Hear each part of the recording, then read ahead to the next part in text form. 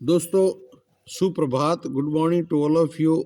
मुकारमल खिचड़ आपको आज प्रेजेंट इंडेफिनिट के प्यारे बच्चों, प्रेजेंट इंडेफिनिट के जो स्पेशल रूल्स हैं वो आज बताएंगे आपको। 31 अक्टूबर हो गई हैं, तो आज प्रेजेंट इंडेफिनिट टेंस है। इसके स्पेशल रूल्स क्या हैं देखिए। 7 तो मैंने कल बता दिए थे, ये 8वां है। ये बहुत इंपॉर्टेंट स्पेशल रूल्स हैं, यही ज़्यादा परीक्षा में आते हैं। 8वां नियम क्या है प्यारे बच्चों? दोस्तों, इन रनिंग कमेंटेटरीज, आंखों देखा हाल होता है, उसके अंदर हमेशा प्रेजेंट इंडेफिनिट टेंस का प्रयोग होता है। जैसे एक दी बाउलर बाउल्स, यहाँ ये बाउल्स है, ये प्रेजेंट इंडेफिनिट की फर्स्ट फॉर्म लगी हुई है। बाउलर एक सिंगुलर नंबर है, यहाँ एस लगा दिया। बट दी बैट्समैन हिट्स ए 4, लेकिन बैट्समैन ने चौका मार दिया। हिट्स का यहाँ हिट का हिट्स आ गया, एस लग गया। अब ये खालिस्तान में क्या देता है? ब्रैकेट में आपको ये देगा ऐसे BOWL कोमा HIT ऐसे देगा, और यहाँ खालिस्तान दे देगा आपको। तो आपको क्या करना पड़ेगा, ये समझना है कि यहाँ मतलब कमेंट्री चल रही है, तो याद आ जाएगा आपको कि गुरुजी ने बताया था कमेंट्री चलती है तो प्रेजेंट इंडेफिनिट टेंस की फॉर्म बढ़नी है। तो इसके लिए आपको क्या करना पड़ेगा, ये सोचना पड़ेगा ये बाउल शब्द पहले लिखना है, तो बाउल के बाउलर एक वचन है तो बाउल से एस लग जाएगा, क्योंकि एस या एस लगता है मैन नंबर के साथ जब first person subject first person होता है तब। उसी तरह से फिर यहाँ बैट्समैन आ गया, MAN मैन, तो एक ही है वो बैट्समैन, इसलिए यहाँ क्या हो जाएगा, यहाँ हिट आएगा तो एक वचन हिट्स हो जाएगा। तो याद ये रखना है कि कमेंट्री अगर आती है कोई चीज़ की तो उसमें प्रेजेंट इंडेफिनिट टेंस का प्रयोग होता है। ओके, 9 नंबर नियम ये है to narrate past events. Narrate माने होता है बताना, कोई पास्ट मानी भूतकाल की, इवेंट्स मानी घटनाएं कोई होती है, कोई बताता है तो नरेट कहता है, बताना है, कहानी के रूप में कहता है या किसी तरह से कहता है। तो पास्ट काल की भूतकाल की घटनाओं को हम प्रेजेंट इंडेफिनिट टेंस में ही लिखते हैं। जैसे जैसे इन दैट बैटल, जो भी युद्ध हुआ, वो जो दैट युद्ध मतलब दैट वन पास्ट की बात है कि इन दैट युद्ध, उस युद्ध के अंदर, चाहे प्लासी का हो, बैटल पानीपत का हो, चाहे महाभारत का हो, कोई का भी हो, तो महाराणा प्रताप किल्स, महाराणा प्रताप तो रहे नहीं, तो यहाँ एक्चुअली क्या है, ये किल्ड आना चाहिए सेकंड फॉर्म, लेकिन नहीं आएगा। क्यों नहीं आएगा?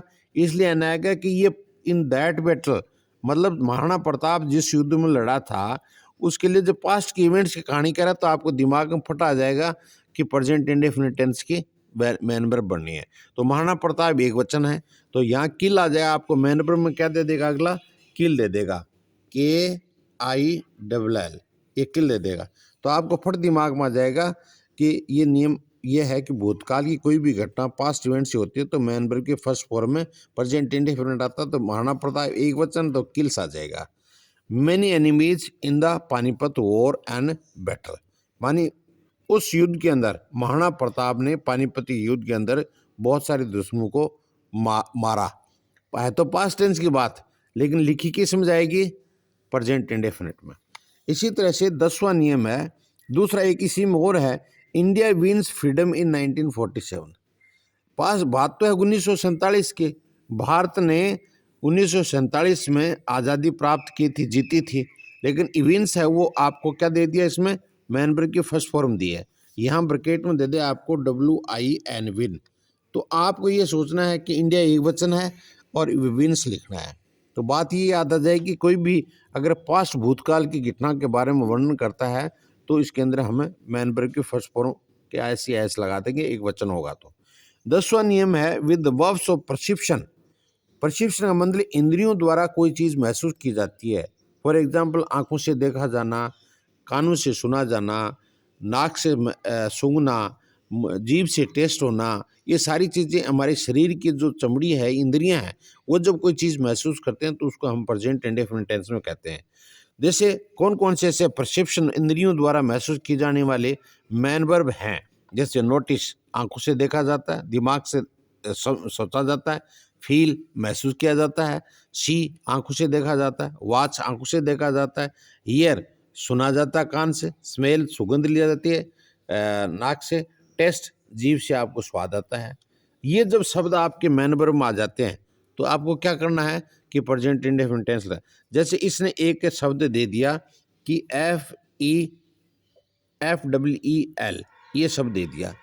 अब यहाँ खालिस्तान में आप क्या भरोगे, ये समझ में आ जाएगा कि आपको प्रिस्क्रिप्शन मैन वर्ब है ये।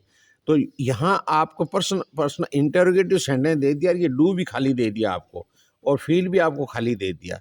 उसमें आपको ये करना है कि फील शब्द आया है, प्रिस्क्रिप्शन मैन वर्ब है ये, इंद्रियों द्वारा महसूस की जाने वाली मैन वर्ब है। तो यहाँ डू लगा करके, क्यों डू इसलिए लगेगा कि यू सेकंड पर्सन है, और इसके साथ डू का प्रयोग होगा, कैपिटल में होगा, डी होगा। Do you feel that God blesses everyone? क्या आप ये समझते हो, महसूस करते हो कि भगवान सभी को, प्रत्येक व्यक्ति को आशीर्वाद देता है? अब जैसे इसमें नोटिस शब्द आ गया, यहाँ ब्रैकेट में आपको दे देगा NOTICE, ये नोटिस शब्द दे दिया आपको। तो आप क्या करोगे कि नोटिस शब्द का मतलब ध्यान से, मतलब एकाग्रचित होकर के कोई चीज़ को देखना। तो I notice love in your eyes, तो यहाँ पर खाली दे देगा ये। तो आप नोटिस देखते हैं, आपके दिमाग में आना चाहिए कि प्रशिक्षण इंद्रियों द्वारा महसूस की जाने वाली मैन वर्ब है। तो आप यहाँ I notice love in your eyes, मैं तुम्हारी आंखों में प्यार देखता हूँ, नजर। अच्छा, 11 number, with verb of knowing, इसको कॉग्निनेशन बोलते हैं। क्या बोलते हैं? कॉग्निनेशन, यानी संज्ञानात्मक क्रियाओं के साथ। ऐसी कौन सी क्रियाएं हैं जिनको संज्ञान करना पड़ता है? जैसे नो मान जानना, सपोज मानी माना कि, रिमेम्बर मानी याद करना, फॉरगेट मानी भूल जाना, भूलना, और बिलीव मानी विश्वास करना, मीन मानी मतलब, थिंक मानी सोचना, अंडरस्टैंड मानी समझना, ट्रस्ट मानी विश्वास करना। ये सारी कौन सी मैन वर्ब हैं? ये नोइंग मैन वर्ब हैं, जो संज्ञान, उसको हमें संज्ञान में लेते हैं। तो ऐसे जब वर्ब आ जाती हैं, तो आपको जैसे यहाँ दे दिया इसने BELIEV, बिलीव दे दिया, तो आपको यहाँ भी खाली दे देगा और यहाँ भी खाली दे देगा। सिर्फ अगला लिखेगा fill in the blanks, do fill in the blanks in good. तो आप जब बिलीव शब्द आ जाएंगे तो आपको ये प्रश्न पता चल जाएगा कि नोइंग मैन वर्ब है, कॉग्निशन मैन वर्ब है। तो आप यहाँ क्या करोगे, प्रेजेंट इंडेफिनिट टेंस याद आ जाएगा, तो डू भर दो और बिलीव भर दो। अब उसके बाद में अगला अपनी 12 नंबर, जैसे विद वर्ब्स ऑफ इमोशन, भावना पैदा हो जाती है भावनात्मक क्रियाओं के साथ। अब आप एक काम कर सकते हो कि जितने भी मैं मैन वर्ब लिखे हैं, उन मैन वर्ब की लिस्ट बना सकते हो, उनको याद कर सकते हो कि ये जब आ जाती हैं तो अमूमन उसके अंदर प्रेजेंट इंडेफिनिट टेंस ही आती हैं। तो इसको हमें विद वर्ब्स ऑफ इमोशन, भावनात्मक क्रियाओं के साथ आता है। भावनात्मक का मतलब कौन है? अचानक कोई चीज़ भाव प्रकट होना, अचानक इमोशन हो जाना। वो कौन कौन से? जैसे लव, किसी से लव करना अचानक, किसी से घृणा करना अचानक, किसी से गुस्सा आ जाना अचानक, फिर किसी से डर लगना अचानक, कोई इच्छा अचानक होनी, किसी आशा कर लेनी, किसी को पसंद करना, किसी से कोई चीज़ चाहना या खुद चाहना, या किसी से विश करना, शुभकामनाएं देना, किसी को बुरा मानना माइंड, किसी को प्रीफर मानी पसंद करना, चुनना किसी चीज़ को, ये भावनात्मक है। जैसे I love you too much, I hat you too much, इस तरह से भावनात्मक होता है। जैसे अब होप शब्द आपको यहाँ मैन वर्ब में दे दिया, तो आप ये समझ जाओ कि इमोशनल शब्द है, ये मैन वर्ब है। तो यह खालिस्तान देगा, तो आप क्या करोगे, प्रेजेंट इंडेफिनिट भरोगे। प्रेजेंट इंडेफिनिट भरोगे तो फर्स्ट आई है, वो फर्स्ट पर्सन है, और इसमें सब्जेक्ट है, तो यहाँ होप आ जाएगा। खालिस्तान में आप क्या भरोगे? होप भरोगे।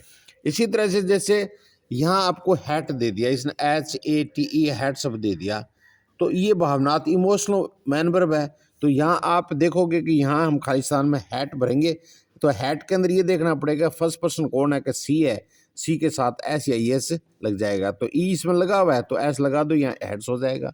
यहाँ दूसरी चीज़ आपके दिमाग में, क्योंकि इस सेंटेंस के अंदर आपको कुछ दे नहीं रखा है, न तो कोई प्रेजेंट की बात दे रखी है, न कोई पास्ट की बात दे रखी है, न फ्यूचर की दे रखी है।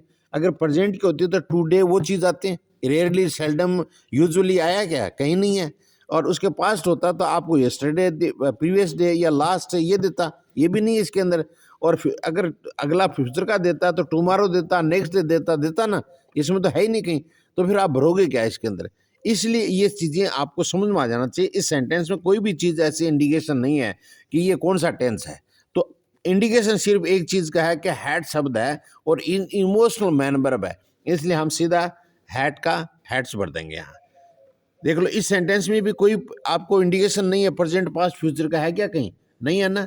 और इसमें भी नहीं है। जैसे he loves me too much, वह मुझे बहुत प्यार करता है, लेकिन इसमें कहीं भी नहीं है आपको मेन वर्ब के मतलब आपका इशारा कहीं भी नहीं है कि ना तो टुडे का है, न टुमारो का है, और न यस्टरडे का है। कोई भी चीज़ नहीं दे रखी है, क्योंकि हमने प्रेजेंट इंडेफिनिट में तो ये सीखा है ना कि सेल्डम शब्द आएगा, यूजुअली आएगा, रेयरली आएगा, ऑफन आएगा ना, वो आएंगे तब प्रेजेंट इंडेफिनिट भरेंगे। तो इसमें है ही नहीं कोई चीज़, तो नहीं है, तो इसका मतलब क्या होगा? पर ये हमें लव शब्द है, इमोशनल शब्द है, इसे ही एक वचन है, इसलिए लव्स भर देंगे हम खालिस्तान के अंदर। अब 13 नंबर है, जैसे विद सम मिसलिनियस वर्ब होती हैं। मिसलिनियस मतलब मिली जुली होती हैं, जैसे अपीयर प्रकट होना, सी मानी महसूस होना, रिसेंबल इकट्ठा होना, मैटर मानी कोई मामले पे, कंसिस्ट ऑफ मानी अपने पास होना, कंटेन माने रखना कोई चीज़, डिजर्व मानी योग्यता रखना। ये सारे के मिसलिनियस मैन वर्ब है। इनके अंदर भी प्रेजेंट इंडेफिनिट आता है। जैसे यहाँ हमने लिख दिया APPEAR, ये मैन वर्ब दे दी। तो यहाँ अब C Khalistan fill in the blanks to be an actress, वह हीरोइन जैसी लगती है, अभिनेत्री जैसी लगती है, तो अपीयर आ जाएगा। अपीयर तो दे रखा है, लेकिन यहाँ क्या भरोगे? कोई इसमें टेंस तो है कि वो समय तो सूचक शब्द तो है नहीं, या तो ना प्रेजेंट का, ना पास्ट का, ना फ्यूचर का। तो उस समय आपको ये सोचना चाहिए कि ये वो मिसलिनियस मैन वर्ब है। सी अपीयर का यहाँ सब्जेक्ट देखना पड़ेगा, एक वचन है तो अपीयर्स, बहुवचन है तो अपीयर।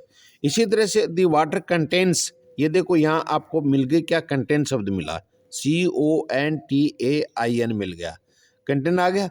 तो इसके अंदर हम क्या सोचेंगे? कंटेन शब्द है तो इसका मतलब मिसलेनियस मैन वर्ब है। तो इस वाटर कंटेन्स ऑक्सीजन हाइड्रोजन, पानी के अंदर ऑक्सीजन और हाइड्रोजन होता है। इसी तरह से आपके 14 नंबर है विद कंडीशनल इंपेरेटिव सेंटेंस। ये कंडीशनल मतलब कोई कंडीशन होती है उसके अंदर कि तुम ऐसा करोगे तो ऐसा हो जाएगा, उसमें कंडीशन होती है। जैसे वर्क हार्ड, कड़ी मेहनत करो, इफ यू वांट सक्सेस, तो यहाँ आपको क्या दे देगा? वांट दे देगा। और कंडीशन दे रखी है इफ कंडीशन दे दी, तो इसमें आप पता समझाएंगे जहाँ कंडीशन मिल जाती है, इफ मिल जाता है, तो उसके अंदर हमें प्रेजेंट इंडेफिनिट यहाँ खालिस्तान देगा अगला।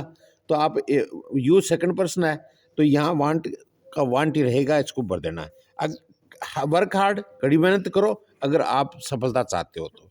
इसी तरह से नेगेटिव इंपेरेटिव, ये पॉजिटिव इंपेरेटिव सेंटेंस है और कंडीशनल है। ये नेगेटिव इंपेरेटिव सेंटेंस जिसमें नोट का प्रयोग होता है। जैसे यहाँ आपको दे देगा, ये देगा, ये ब्रैकेट के अंदर ये देगा नोट और मेक दे देगा, MEKE, मेक दे देगा। अब आपको यहाँ मरना है कि यहाँ क्या भरोगे, यहाँ क्या भरोगे? पूरा पूरा खालिस्तान दे देगा ए नॉइस।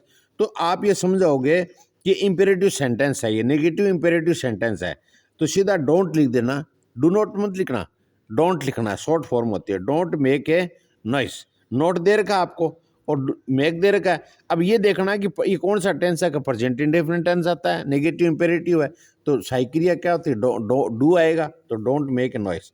इसी तरह से इसके अंदर आपको दे देगा वॉक, WALK, वॉक दे देगा।